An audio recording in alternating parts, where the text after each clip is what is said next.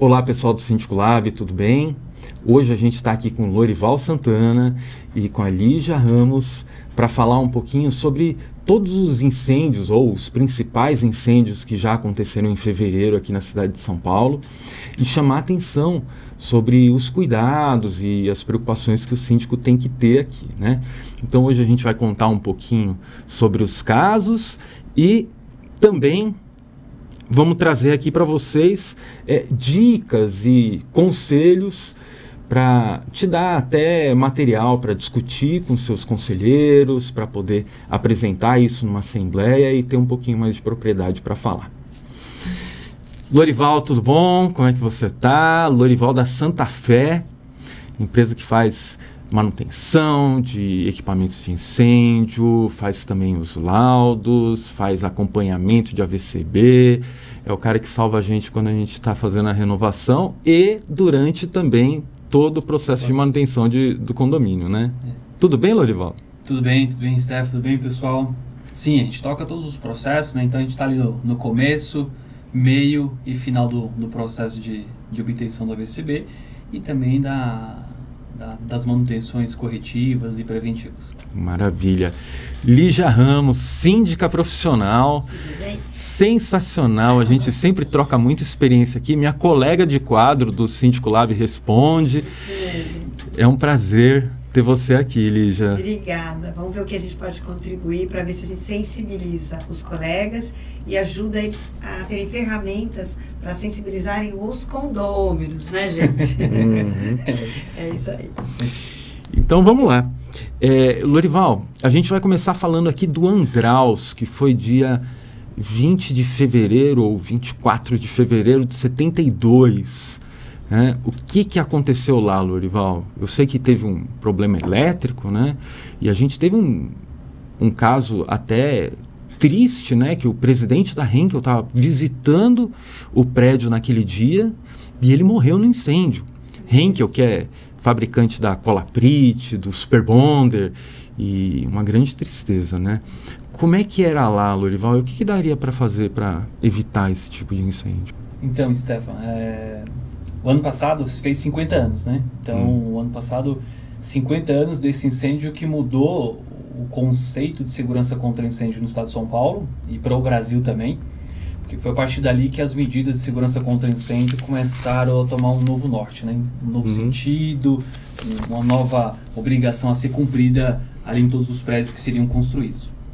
O que acontece, ou o que aconteceu naquele incêndio, especialmente, é que era um prédio que ele foi desenhado para uma estrutura comercial excepcional, então eram salas grandiosas, né, sem compartimentação alguma, porém medidas de segurança contra incêndio aquele prédio não tinha.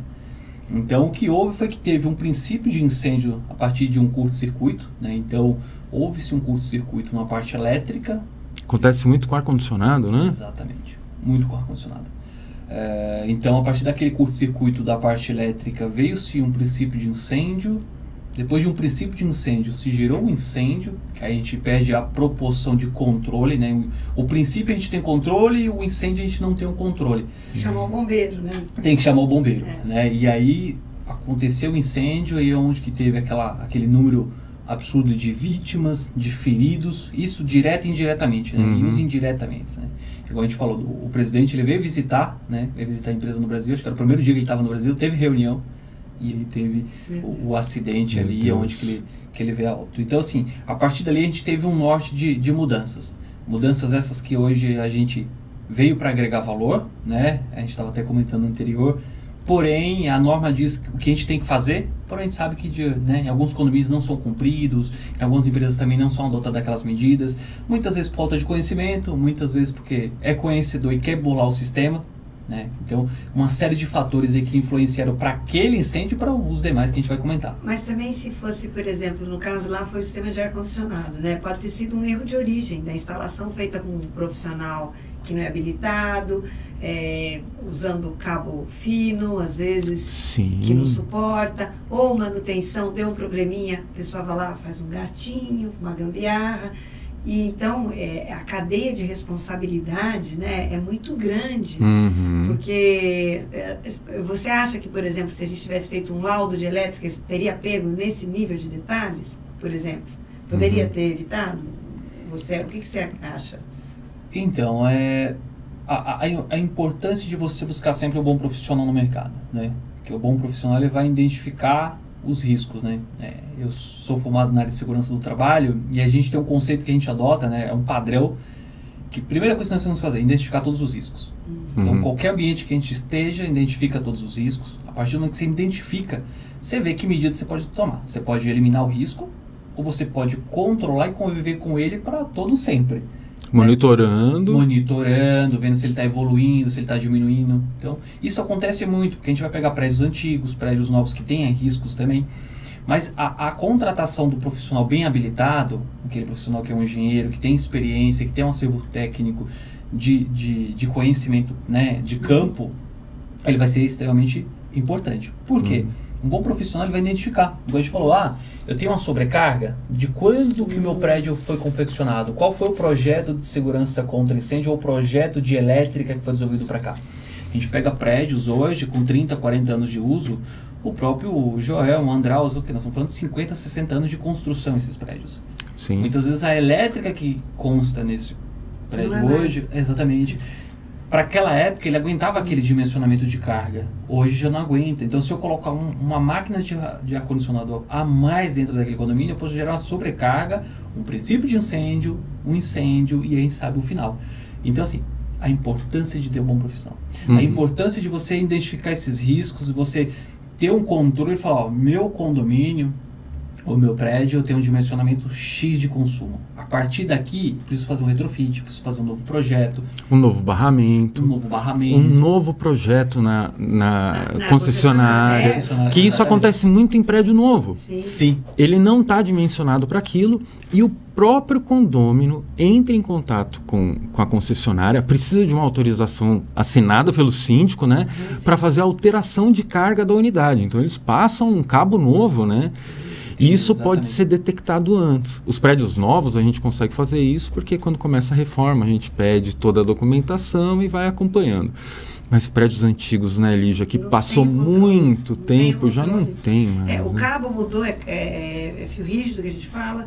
Às vezes, as pessoas esquecem é que quando você faz um pré-dimensionamento de carga, tem o transformador que está na rua, senão não aguenta. Então você derruba tudo. Se todo mundo começar a colocar o que quiser, aí desarma a proteção interna, que é o disjuntor. O que o leigo faz? Troca o disjuntor. Aí eu perco a minha proteção dos cabos, né? Exatamente. É um absurdo, mas... Para ele controlar o risco, ele faz o oposto, né? Ele fala, se meu disjuntor está desarmando, então vou aumentar aqui a amperagem dele, a carga capacitora, para ele não desarmar mais. Aí ele queima o meu cabo. Exatamente. Só que com isso ele gera uma sobrecarga maior que gera um princípio de incêndio todo aquele final. Então, assim, os danos é tanto interno quanto externo, que você pode gerar queda da rua, transformador da rua, pode desativar uma série de outros equipamentos nos condomínios vizinhos, né? Agora, no caso desse específico do Andraus aí que a gente está falando, então a gente tinha, que se eu estou entendendo, eu não conheço tanto o caso, mas pelo que vocês estão me falando, então nós tínhamos uma situação em um andar e não necessariamente problema com o quadro de elétrica do condomínio. Uma unidade só que faz por exemplo, tem uma alteração, uma instalação não tão cautelosa, põe em risco todo. Isso é que é difícil a gente sensibilizar as pessoas, que a responsabilidade, quando a gente faz algo na nossa unidade, reflete em todo mundo, não é verdade? Uma mangueira de gás que eu não troco, que passou da validade, vai pegar fogo só na minha unidade? Não vai pegar todo o prédio. Exatamente. É muito grande, né? Aonde que entra a importância de o condomínio fazer a parte dele. Gente, vou identificar, tá tudo monitorado, tudo, né, levantado. A partir desse momento, ter a conscientização para todos os moradores. Gente, tudo que vocês forem fazer internamente, que seja elétrico, que seja estrutural, comunicar o condomínio. Que a gente bate muito na tecla e constantemente aqui nos grupos de WhatsApp do Síndico Lab a gente vê isso, né? Tô fazendo reforma, o inquilino não me proporcionou a RT, o que eu faço? tem que ter essa RT. Porque é garantido que ele está fazendo a coisa certa. Então, ele tem um profissional habilitado que diz que aquela reforma estrutural ou aquela reforma elétrica dentro do conjunto está atendendo às normas de segurança e não vai causar um dano a todo o complexo, ou seja, todo o condomínio. Então, a importância de estar tudo bem alinhado, desde o condomínio, da gestão do condomínio, a gestão do morador, ou seja, a sua própria casa ali, que é o seu apartamento, né? Interessantíssimo isso que você está falando. Eu sou arquiteta de formação, então para mim é muito tranquilo.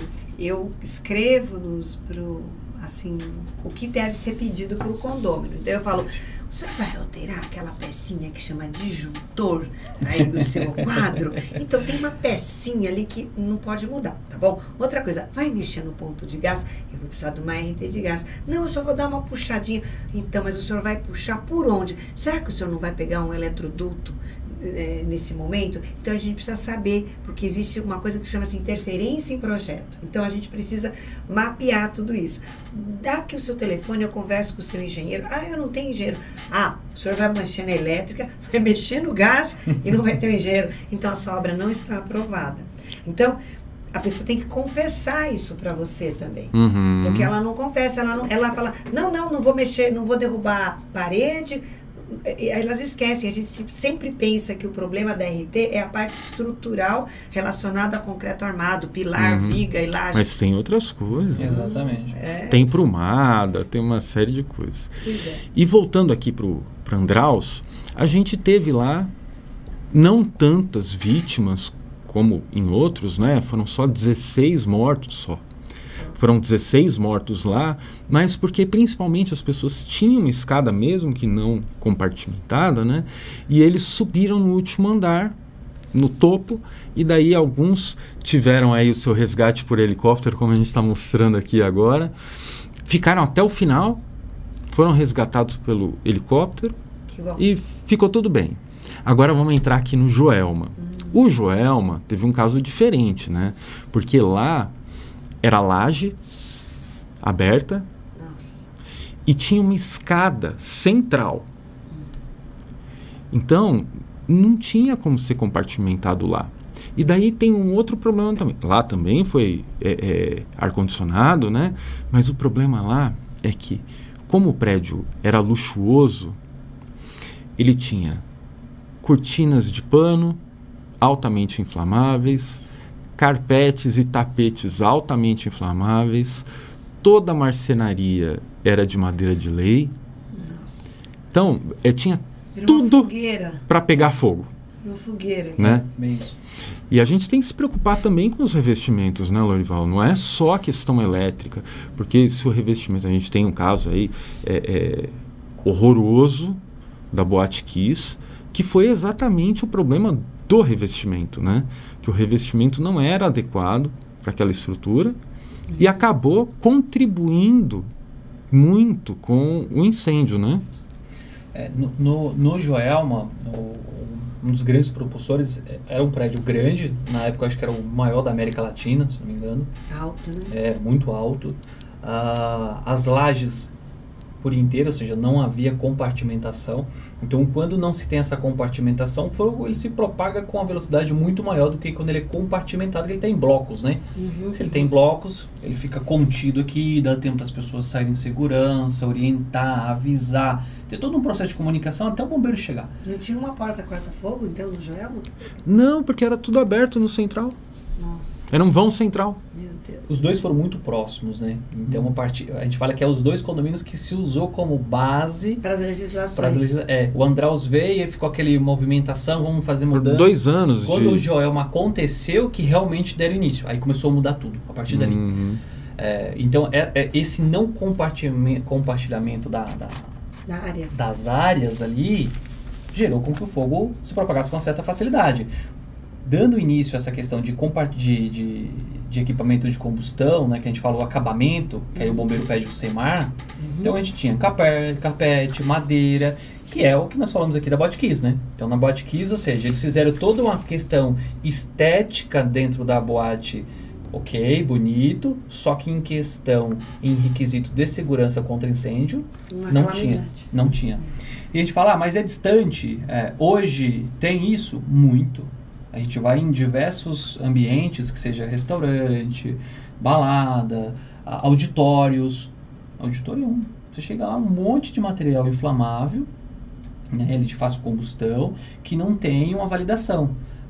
O ponto de ignição, o ponto de fogo desse material é quando? Quando que começa? Eu preciso ter isso, eu preciso ter um laudo disso. Por isso que é a importância de você ter um profissional habilitado, porque ele vai descrever isso para você. Em um projeto de incêndio, se eu vou fazer um auditório, que material que eu vou utilizar? X, então eu preciso saber que tipo de material que eu estou colocando ali dentro. E esse laudo de revestimentos é um dos materiais, um dos documentos que o Corpo de Bombeiros pede para emitir o AVCB. Exatamente. E será que é só durante o período de renovação do AVCB que a gente precisa ter essa preocupação? Ou a gente tem que ter essa preocupação o tempo inteiro, sempre que alguém vai fazer obra, né?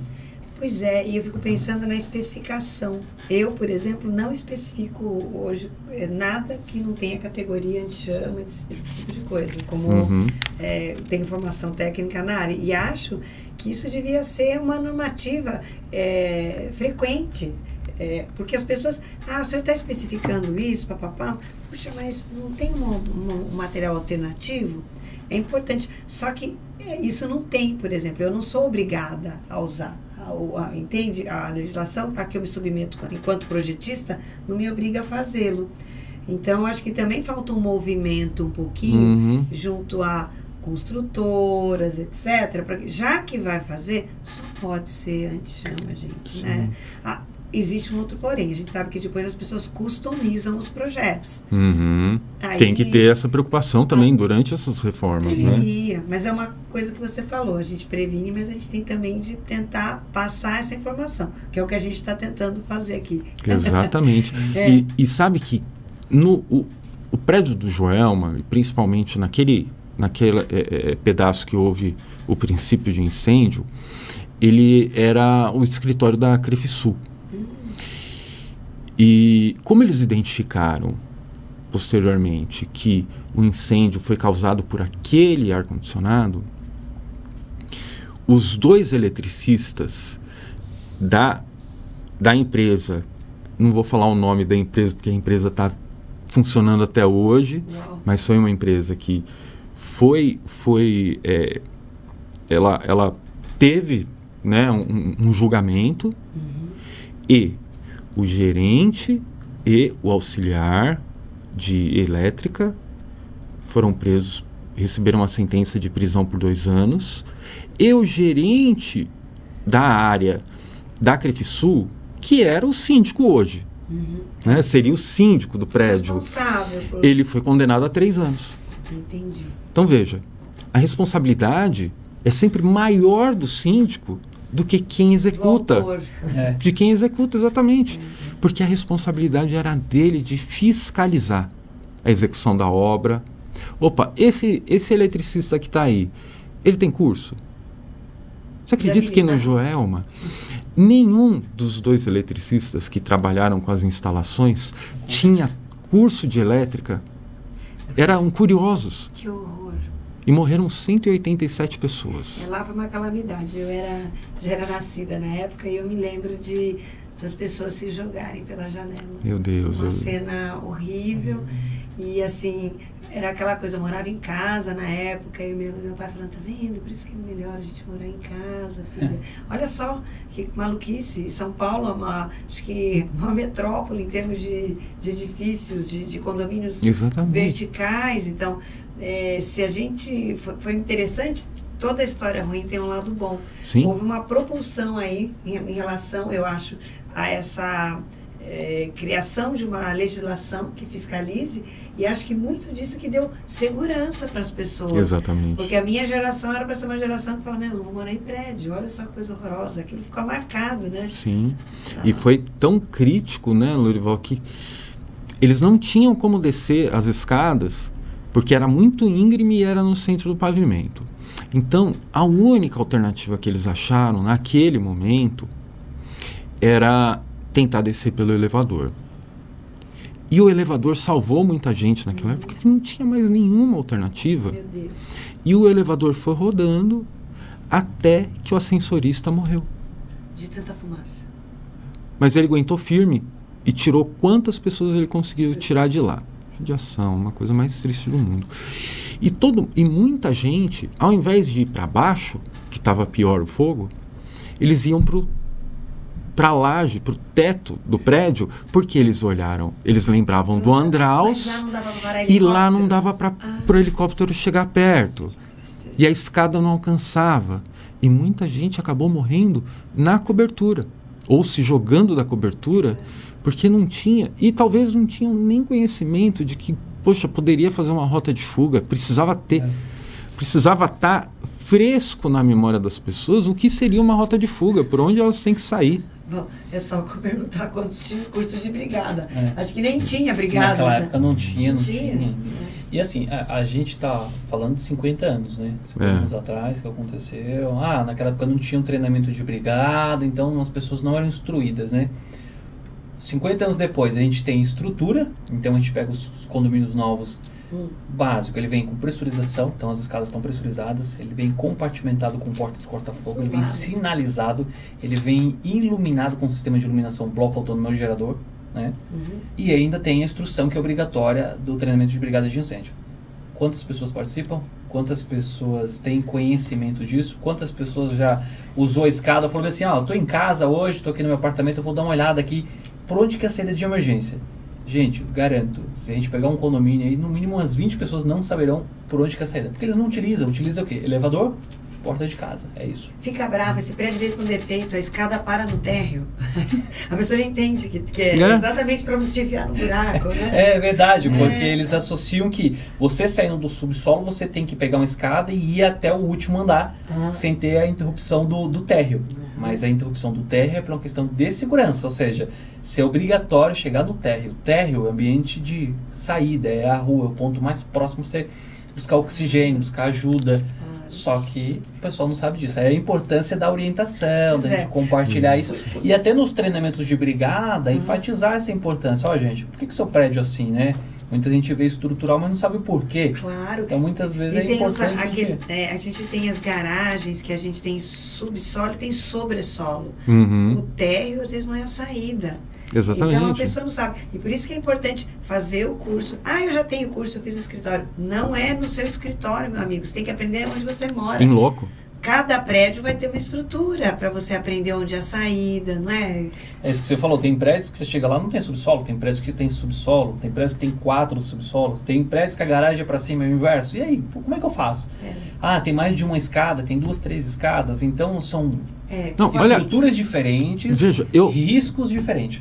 Eu fui síndico de um prédio aqui no Jabaquara, que é próximo do aeroporto. E o prédio foi construído num grande desnível. E daí a gente pensa assim, nossa, como é que eles fizeram, né? Então, o térreo é o 8º andar. E daí, o 7º, 6º, 5º, era tudo abaixo do térreo, porque foi feito no declive. Você imagina, no meio de um incêndio, as pessoas lembrando que o térreo é no 8º andar. Fora que pode ter visitante. Então, exatamente. A pessoa não sabe. Alguém que está trabalhando. Pois é difícil, você tem que contar. Por isso aqui tem o brigadista. Porque o brigadista tem o papel de ajudar aqueles que também não sabem como sair de lá do local. Né? Exatamente. Hoje, prédios residenciais, prédios comerciais, eles usam a outra medida que é os planos de abandono, plano de emergência, que é um simulado de área, né? Onde que você faz aquele simulado, você orienta todos os ocupantes a saírem, usar a escada. Olha, gente, é uma situação real. Você está descendo, deixa os seus itens pessoais ali, né? Deixa lá, deixa o celular, deixa a bolsa, deixa a carteira, deixa tudo. Tá de salto alto, tira, porque a movimentação na escada, você com uma sapatilha descalço é mais rápido, você consegue fazer com maior segurança, né? Então isso não simulado de abandono para prédio comercial, ok, a gente tem, só que nos prédios residenciais não tem, a norma também fala que não é essa obrigatoriedade de ter. O que eu oriento pro pessoal? Gente, faça. Todo o conhecimento ele nunca é demais. Então, se você está agregando valor, se você está agregando segurança ao seu ambiente, faça. Durante o treinamento de brigada de incêndio, pega o instrutor e fala, faz um simulado com a gente. Vamos estar em cada um dos seus andares toca o alarme de incêndio para a gente descer, ver se está certinho, quantos minutos a gente gasta, quantos minutos a gente chega até aqui, se não esqueceu alguém, se verificou toda a casa, se chamou o zelador, que muitas vezes poderia estar na sala dele que fica no último subsolo. Esses detalhes, mas isso a gente só aprende praticando, né? Não tem como você absorver um conhecimento só na teoria, por isso que é importante a prática, tanto na brigada ali do uso de extintor, quanto no simulado de abandono de área. Então eu acho muito importante ter essa prática diária, porque se um dia acontecer, você sabe o caminho das pedras. E todo o conhecimento que você adquire não é só para o seu ambiente moradia ou seu ambiente de trabalho. É para qualquer ambiente. Se você estiver no shopping, você vai usar o mesmo procedimento. Se você estiver em viagens, que seja no país ou fora do país, é o mesmo procedimento. Exatamente. Então é uma coisa que você aprende para toda a vida. Claro. O problema é que a gente terceiriza muito, né? As pessoas, eu vejo muitas dos treinamentos, eu estava brincando aqui que eu sou pós-graduada, né? Obrigada, eu já vi tantas, né? Mas só vou eu e os funcionários às vezes. As pessoas terceirizam isso. Ah, mas o zelador sabe, assim, mas não é você, é todo mundo que tem que saber, né? O que você diz, acontece uma situação, tem uma senhora, tem uma criança, como que você faz? No avião a gente aprende, que a gente põe primeiro a nossa máscara, depois põe na pessoa que necessita. O que você faz no incêndio se você tem uma pessoa de cadeira de rodas? Tem gente que não observa, mas tem as escadas que tem os lugares para você, por exemplo, encostar. Exato, coloca a pessoa naquele lugar seguro e você busca ajuda. Não é larga ela lá pegando fogo, mas pra gente aprender isso não é tão lógico. Alguém tem que te dar o treinamento, a orientação, né? São coisas simples que salvam vidas. Só que o simples, quando você não tem conhecimento, você nunca vai saber, né? Então, por isso que a gente fala, no treinamento, conscientiza, faz o morador participar. Eu sei que é difícil, normalmente o morador fala, não, vou mandar minha empregada. Mas ela não vai estar lá naquele momento. Tomara que pegue fogo com ela dentro, então. Ela vai conseguir ajudar, mas caso contrário, não. Ah, vou colocar os colaboradores do condomínio. Importante ter. Sim. Mas tem que estar você lá, porque o colaborador, no final do dia, ele vai para casa. Exatamente. E sabe que tem alguns condomínios que eu já trabalhei, principalmente no interior, que a gente convidou, inclusive, os moradores das casas vizinhas para participar da brigada de incêndio do prédio. Que legal. Porque, sem dúvida, eles vão participar. Sim. Eles vão se houver um incêndio, que Deus o livre que não tenha... Eles têm que saber se eles abandonam a casa, o que eles fazem, não, e eles precisam até saber socorrer, se for o caso. Né? E veja como a gente está mal treinado, né? Mal acostumado. Eu estava vendo uma entrevista, a gente teve um terremoto agora na Turquia, divisa com a Ucrânia, Síria, aquele pedaço, que sempre acontece terremoto, mas que é uma coisa... né, que a gente não tem aqui, graças a Deus, mas tinha uma brasileira falando que, olha, começou a tremer meu prédio, eu não achei o meu sapato, o meu chinelo de primeira, eu desci descalça e agora tá 10 graus negativo, eu tô aqui pisando na neve, sem sapato, mas eu tô feliz porque meu prédio caiu e eu tô viva. Meu Deus, o prédio caiu. É grave, né? Grave. Agora, você acha que essas simulações, por exemplo, eu sei que elas não são obrigatórias, né? Mas você é convidado, às vezes, a fazer isso? Assim? Sim. Em residenciais, eu digo? Em residenciais. Tem condomínios que adotam. O que a gente fala? Para mais, né? Não está errado. O ruim é você não fazer. Então, tem muitos condomínios residenciais, eu lembro de uns 2 aqui na região do Morumbi, que todo ano eles adotam essa medida. Faz o treinamento de brigada, termina o treinamento de brigada de incêndio, eles falam, vamos fazer o simulado. Está todo mundo informado, o pessoal passa informando. Por quê? Ele está conscientizando. Se amanhã depois acontecer qualquer sinistro, qualquer emergência ali dentro, o pessoal sabe socorrer. E não só para a questão de incêndio, né? A gente fala, a partir do momento que você treina, o pessoal, o colaborador ou morador em treinamento de brigada de incêndio, ele vai saber primeiros socorros, uma parada cardiorrespiratória, um engasgamento, como fazer a manobra de Harnett para desengasgar uma pessoa. Quantas crianças a gente vê constantemente que morrem engasgadas, né? E muitas vezes é um procedimento simples de se fazer, só que o pessoal não tem conhecimento. E tudo isso você aprende onde? Na brigada de incêndio, que hoje a carga horária é de 4 horas, antes era de 8, mas para condomínio nós temos 4 horas de carga horária. Em 4 horas você consegue absorver muito conhecimento, você faz teórica e prática. Que legal. E os moradores passam a ajudar a fiscalizar. Sim. Né? Que é algo terrível que aconteceu também no Grande Avenida. Que o Grande Avenida teve um incêndio em 69, depois teve outro incêndio em 81, que é o que ficou famoso, né? Começou um incêndio na sobreloja, não tinha porta corta-fogo, e veja, eles já tinham tido incêndio em 69, em 81 ainda não tinha porta corta-fogo lá. E mais uma vez uma questão elétrica, mas a gente sabe que é uma questão elétrica. A parte elétrica é só a fagulha. É isso. Né? A gente teve aqui também, só para a gente dar uma acelerada aqui que estamos no finzinho, a gente teve também um incêndio no Liceu de Artes e Ofícios. Ai, que triste. Triste porque foi uma perda histórica e artística gigantesca. Cultural. Graças a Deus não tinha ninguém, já era noite, mas imagina quantos visitantes poderiam estar lá. Pois é. Isso é interessante que você fala quando a gente conversa com o Corpo de Bombeiros, porque quando a gente vai trocar as benditas plaquinhas de sinalização, você fala, nossa, mas de novo.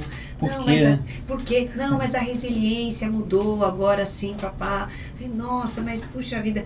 Aí o bombeiro me explicou, dona Lígia, quando a gente entra, a gente não sabe por onde... A senhora conhece o prédio, a senhora é uma moradora, ou a senhora frequenta, agora a gente está entrando em locais que a gente nunca entrou. Como é que eu vou saber a rota de fuga? Eu estou com uma pessoa nas costas, eu estou salvando uma vida. Então, essa também é a importância da rota, da sinalização da rota de fuga, ajudar os bombeiros. Que foi, parece que o problema da Botkiss, né? Que Exatamente. A sinalização não estava para saída, né? É isso? Exatamente. Na Kiss, foi um dos problemas, né? Teve diversos, desde de passagem obstruída, rota de fuga reduzida, né? Documentação comprada, entre outros casos Revestimento inadequado. Exatamente, mas quando chegou na questão da iluminação, não se tinha iluminação de emergência, a única luminária que funcionava era uma que estava no banheiro. Então imagina, todo mundo se direcionou para aquela iluminação que constava ali. Aí as pessoas falam, mas por que eles foram para lá e eles não foram para um outro ambiente? Imagina que vocês estão numa sala fechada, começa o revestimento a pegar fogo, a fumaça lá não vai subir. O que ela vai fazer? Ela vai descer, ela vai baixar, porque ela não tem saída. Então você perde a visão. As pessoas não você começa a inalar fumaça. Né? Então você fica numa situação desesperadora, você não sabe o que fazer. Você fica contando, você fala, vou morrer, o que vai acontecer? E aí você vê uma luz, você fala, aquela luz é saída. Você vai em direção a ela, como milhares de pessoas, né, ali, centenas de pessoas foram para aquela luz e muitos morreram pisoteados, né, no caminho. Porque chegava lá, via que não era, não conseguia voltar. E aí a gente fala, mas tem um procedimento que quando tiver fumaça a gente vai agachar. Realmente é aconselhável, desde que você não esteja na frente de uma multidão. Uhum. Então lá foi uma série de erros. Porque quem abaixou foi pisoteado. Foi pisoteado e morreu pisoteado. Na Kiss, ninguém morreu carbonizado. Ninguém morreu queimado. Morreram por intoxicação, pisoteados, lesões pós o incêndio, que muita gente inalou a fumaça e depois veio entrar em óbito, e outros danos muitas vezes causados ali por parte emocional, né? Que a gente viu constantemente várias vítimas depois. Então foram uma série de erros ali, uma série, inúmeras. A gente fala, mas aqui isso foi no passado, né? Se fez 10 anos, está acontecendo isso hoje? Muito. A gente teve recentemente, o ano passado, do Brás. A gente até comentou, né? A gente falou, eu até comentei com o pessoal, falei, ó, deixa passar alguns meses, que vocês vão ver que não mudou nada. Realmente, vocês passam no Brás hoje, você vai ver loja, sobre a loja, nos vidros, vocês notarão que tem um acúmulo de material. Sim. Exatamente. Tecido, aquele espaço, ele não foi dimensionado para gerar carga de combustível. Ele não foi dimensionado para ser um depósito. Ele foi dimensionado para ser um ponto comercial. Então, para cada tipo de ocupação, um risco. Se é moradia, é um risco 1. Dá um exemplo aqui. Comercial, risco 2. Depósito, risco 3. Indústria, risco 4. É assim que o bombeiro faz um dimensionamento de projeto. E a partir dali eu sei que equipamento eu vou precisar ter. Claro, e isso é uma coisa importante, às vezes é um desvio de uso, né? O que muito acontece. Então, às vezes até em condomínio horizontal, a pessoa acha que mora em casa, eu tive um caso, e a pessoa põe uns containers, pareciam uns barrizinhos, não sei o que lá. O que tem lá dentro? Eu não sei, é combustível, é bebida, eu não sei o que é, mas é desvio de uso. E, além de ter essa questão legal, não existe um risco? O que essa pessoa está transportando lá dentro? Um risco para ele e para todo o condomínio. Para todo o condomínio, não sei, daqui a pouco aquilo, bum, explode, não sei. Então, compete ao síndico, de fato, ser chato, rigoroso, porque às vezes parece uma bobagem, mas não é. Você pode ter um risco iminente e você tem medo de fazer isso. Eu acho que, na verdade, né, a gente está encerrando essa mudança da legislação, você estava falando que veio decorrente, então, desses incêndios, não é isso? Mas acho que teve o nosso governador que fez com que o bombeiro policiasse, porque parece que é uma coisa do brasileiro, né? Tem a lei, mas se eu não tomo a multa, se eu não vou cumprir, né? Agora o negócio é sério, né? E a multa é alta e acho que o bombeiro pode fiscalizar, né? E o risco é muito alto, né? Vocês imaginam se pega fogo num prédio nosso às 3 da manhã. Pois é. E o controle se perde. Muita gente vai morrer, principalmente porque as pessoas não fazem simulado. Eu estudei num Senai, eu acho que você fez Senai também, né? Lá nos anos 80, faz tempo. E lá era assim, a gente primeiro tinha um simulado e eles falavam, olha, vai ser tal dia, quarta-feira, tal horário. Em seguida eles faziam um simulado, olha, vai ser tal dia. E logo em seguida eles faziam, olha, esse mês vai ter simulado. Então, tocava o alarme, você não sabia se era simulado ou se era real. E você já participou de um simulado um mês atrás, ou algumas semanas atrás. Então você já está treinado, você está com aquilo lá na cabeça, você vai até de olho fechado. Sabe o que você tem que fazer? Qual o procedimento a seguir, né? Exatamente. Batendo nessa tecla, empresas multinacionais, eles têm todo o processo de treinamento, de cumprimento das normas, e normalmente eles são auditados, né? Eles têm uma empresa de auditoria, que a empresa ela foi contratada para achar aquele ditado popular, pelo em ovo, né? Então, assim, ela vai fazer de tudo para encontrar uma irregularidade. Chega um auditor, ele pergunta para qualquer colaborador da empresa e fala, em uma situação de incêndio, você viu um princípio de incêndio, qual que é a sua primeira medida a fazer? Não sei. Empresa reprovada. Eu vou chamar meu colega. Empresa reprovada. Qual que é o primeiro procedimento?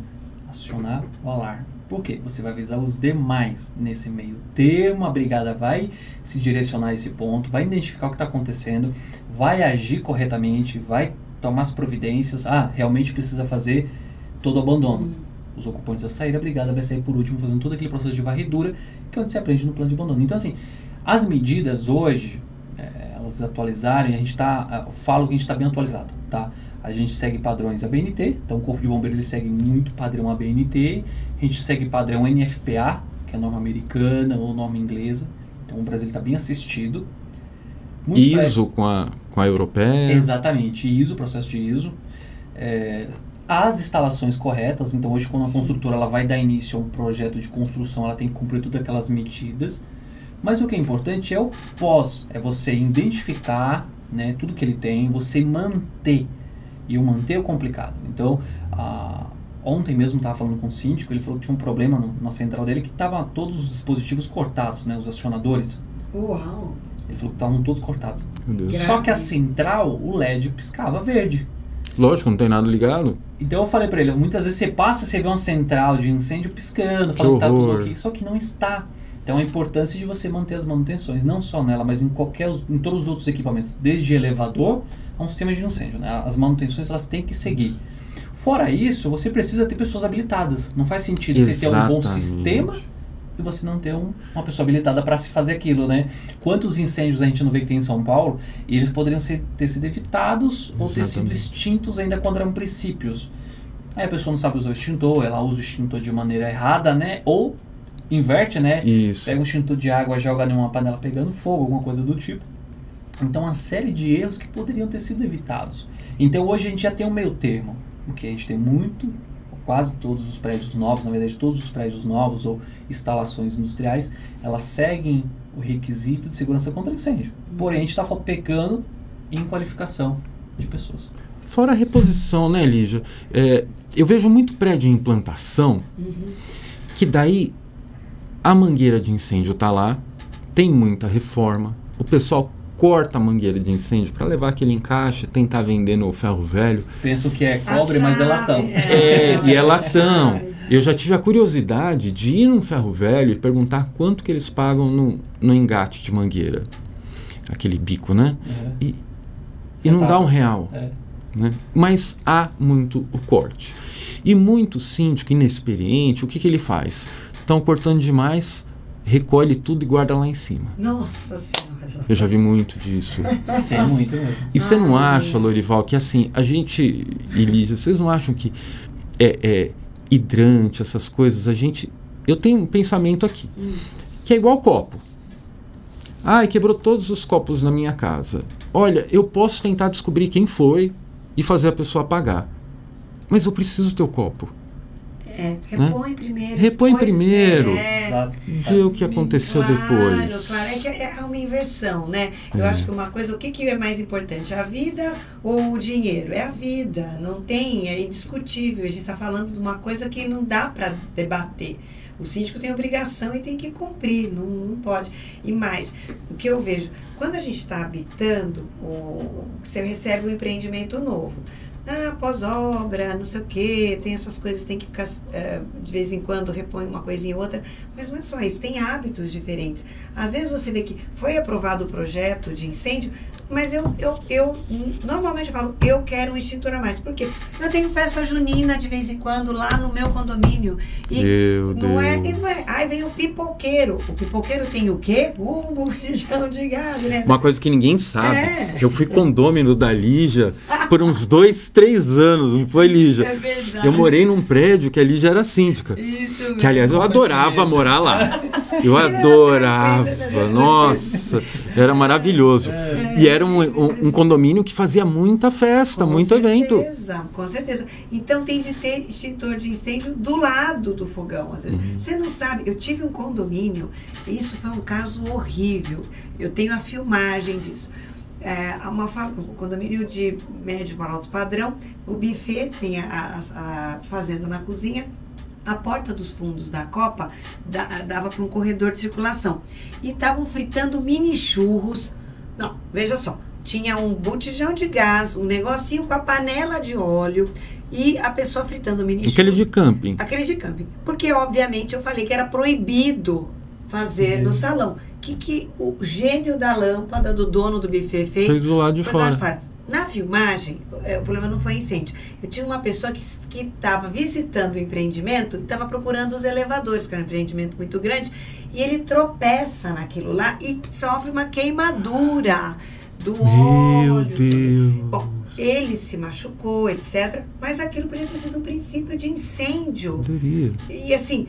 E o óleo queimando, você não apaga. Tudo. Depois você vê que, puxa vida, foi rápido, porque existem rondas periódicas. Esses prédios grandes, a gente tem ronda, o vigilante faz ronda. Mas foi aquele momento do cafezinho, que iam servir só o churrinho, ele pôs rapidinho, olha a catástrofe. A partir de então, nós passamos nesse condomínio a vistoriar os caixotes que o pessoal do buffet trazia, porque era um botijão de gás de camping pequeno, que a gente não ia ter pego, né? E é um absurdo, porque o condomínio coloca um vigilante dentro das áreas comuns e às vezes ele não precisava de um vigilante, ele precisava de um bombeiro civil. Pode ser também, claro. Não é? Nesse momento para atuar. Ou um condomínio grande, um condomínio clube, tem que ter um bombeiro civil junto. Sim, às vezes você precisa também de um suporte, a formação dessas pessoas é totalmente outra. Exatamente. Né? Você pega festas juninas, você tem um volume de pessoas, muitas vezes visitantes ali, os parentes, então você coloca muita gente, são vários fornecedores, né?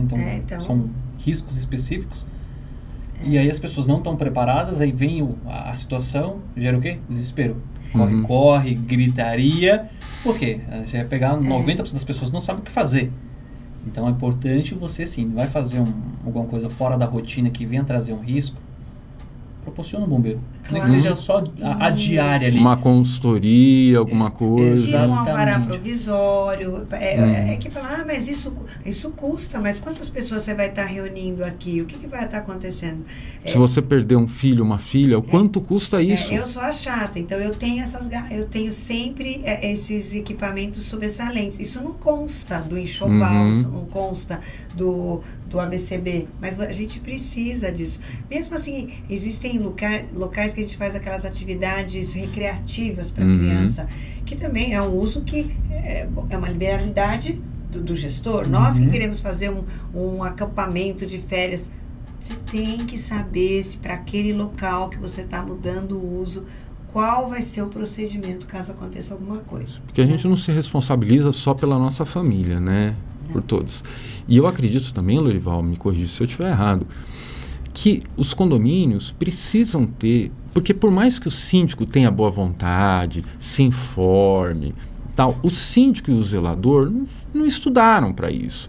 E a gente tem que ter uma pessoa que dá aquela mesma consultoria na hora de renovar o AVCB, que tenha um plano de manutenção mensal, que tenha uma visita mensal lá para checar se está tudo bem, para checar os equipamentos.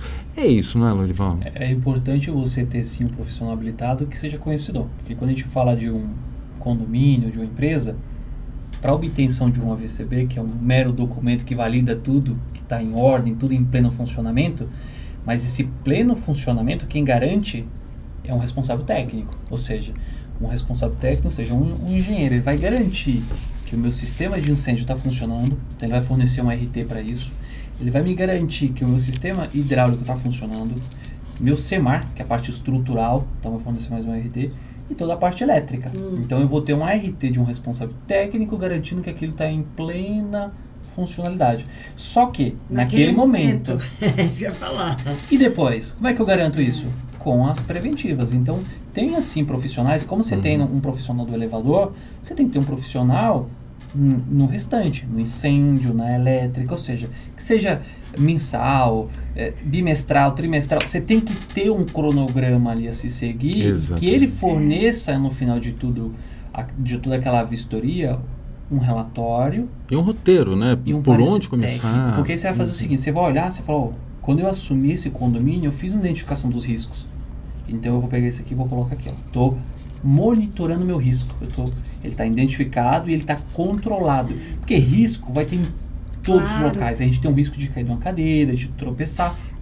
Porém, a gente faz o quê? A gente identifica, controla ou elimina. Então, a partir do momento que você coloca um piso antiderrapante ali, você está controlando ou você está eliminando. É a mesma coisa para incêndio. Você tem que identificar, controlar ou eliminar. Perfeito. A gente aprovar isso na previsão orçamentária. Às vezes eu consigo colocar em alguns, nos maiores, porque são quantas garrafas que você tem que conferir, quantos hidrantes, bicos. Não dá, o manutencista só faria isso, né? Então Exatamente. Você faz as periódicas. Mas os condomínios menores, às vezes eles ficam com essa história de, puxa, mas eu vou pagar uma manutenção mensal. Nunca precisei usar. Graças a Deus, né? Que você não precisou usar. Esse daqui é barato, vamos cortar. Né? Nunca pegou fogo no meu condomínio, por que eu tenho que fazer esse AVCB agora? Teve um caso assim. Foi um condomínio. Eu até estava comentando recente. Quem comentou, quem fez esse questionamento era uma advogada formada, tudo. Eu falei, é conhecedora, ela sabe o risco que é proporcional. E ela mandou e-mail questionando, copiou nós, né, e direcionou o síndico questionando, em 20, 30 anos nunca teve um princípio de incêndio, aqui, por que eu preciso fazer essas adequações para cumprir algo que o bombeiro está exigindo? De onde o bombeiro tirou isso? E a gente fez todo um parecer técnico, devolutiva, decreto do Estado, embasamento legal, embasamento técnico. Pois é. Respondendo. Mas assim, então a gente tem isso ainda, de pessoal, o que é óbvio não ser óbvio para algumas pessoas. Aí é onde que a gente tem que ter, né, aquela calma, ir lá explicar o porquê, pegar um embasamento legal e apresentar, falando, não é que eu acho, não é que o síndico acha, que está escrito aqui, tem um embasamento legal. Isso vai garantir a sua segurança, dos seus filhos, do seu patrimônio. Então tem que ter esse jogo de cintura, né? A gente fala que tem que ser bem cauteloso nessas horas, né? Exatamente. É isso aí. E tem várias implicações, né? Depois tem a pólice de seguro, que tem que ser bem feita. você tem o seguro da sua unidade? Não tem. Eu sempre falo, você tem seguro do seu imóvel, do que tem dentro? Porque a nossa pólice... O conteúdo, porque a nossa pólice de seguro cobre algumas coisas. Isso é o de menos, mas às vezes pequenos incêndios que, graças a Deus, não levam vidas, levam coisas importantes, né? Do condomínio, da unidade afetada. Quem que paga essa conta? Aí fica aquele imbróglio, toda aquela coisa, né? E é uma ideia para um próximo programa, né? A gente falar sobre o quanto o condomínio deve contratar de cobertura, quais as coberturas, para que fique realmente... incêndio, quanto vai cobrir, que tipo pode cobrir. Já vamos dizer aí, pessoal, não renovou a VCB, não adianta, a pólice de seguro não vai vai cobrir outras coisas, mas o incêndio não vai. Não vai, porque você está errado, né? Pessoal, o papo tá uma delícia, vocês sabem que eu adoro vocês, mas... a gente tem que finalizar. Eu quero agradecer imensamente os nossos patrocinadores, que é quem proporciona todo esse espaço, equipamento e tudo aqui pra gente, que é a RS Serviços, a Eletromídia, a Atlas Schindler e agora a Santa Fé também, né, Lorival? Virou nosso patrocinador. Antes era só amigo, agora já está contribuindo aqui também. Olha que bacana, né? Lorival, muito obrigado por ter participado, pela disposição. Vamos ver se esse vídeo ajuda as pessoas a lembrarem que fevereiro sempre tem incêndio, para lembrar que tem que fazer, tem que ter essa preocupação, né? Porque são vidas e que já aconteceram vários casos, coincidentemente ou não, mas sempre em fevereiro, né? A gente falou do mês de fevereiro porque houve sim um volume, né? A gente, no decorrer de todo esse período aí teve muito incêndio, né? Não é só carnaval fevereiro, né? E um dado estatístico para vocês, o ano passado, isso é informação real, Corpo de Bombeiros, o ano passado de incêndios no mês de fevereiro, 219 incêndios. Então assim, desde casas a prédios a empresas. Então a gente faz isso uma maneira de conscientizar, da gente evitar que isso não aconteça no condomínio de vocês. A gente está em todos os canais de comunicação, então se tiverem dúvidas, né, Stefan, a gente compartilhar, poder resolver o problema, identificar, achar a solução, porque a gente quer um ambiente seguro para nós, como moradores, e para nós também como visitantes, né? Porque a gente está um dia como morador, no outro dia você está como visitante no outro prédio. Maravilha. Mas deixa eu fazer uma piadinha, porque na pandemia a gente aumentou muito, né? Realmente os incidentes domésticos, porque os maridos ficaram em casa, né? Eles não sabiam mexer nada, né? Olha, eu que moro sozinho, eu sofri mais ainda, viu?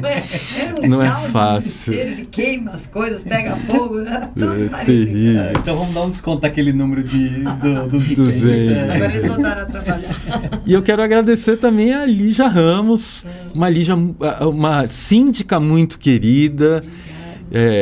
E eu falo isso por experiência própria, porque fui condômino há bastante tempo e sempre tive uma admiração muito grande por você, pelo seu jeito, pela sua objetividade, pelo seu conhecimento. E agora, com o seu novo desafio de estar morando no centro de São Paulo, no centro antigo. Exatamente. É um desafio, né? É um desafio a gente ter essas histórias, a gente está perto dessas histórias que aconteceram, a gente tem a memória da nossa cidade. E a gente vai falar isso em outras ocasiões, né? Porque o centro sempre sofre com as coisas, né? Então, acho que o centro foi aqui quem trouxe essa discussão dos incêndios. E hoje eu acho que o centro está trazendo outras discussões, né? Exatamente. Enfim, da gentrificação, a gente está tendo aquele problema da Cracolândia, a violência, está havendo um movimento para a gente mudar para o centro. Eu faço parte, eu mudei para o centro de maneira convicta, a reocupar um território urbano que eu acredito. E vamos ver o que a gente consegue colaborar aí, né? Ai, parabéns, é um projeto assim maravilhoso e eu desejo muito que vocês consigam evoluir muito, que seja um sucesso. Exatamente, a gente fala disso em outras oportunidades. Maravilha. Então, obrigado, gente, e obrigado você que assistiu até o final. Não esqueça de nos seguir, a gente tem conteúdo condominial aqui praticamente todos os dias. Muitos especialistas, muitas ideias, muitas soluções. Obrigado, pessoal. Até mais. Obrigada.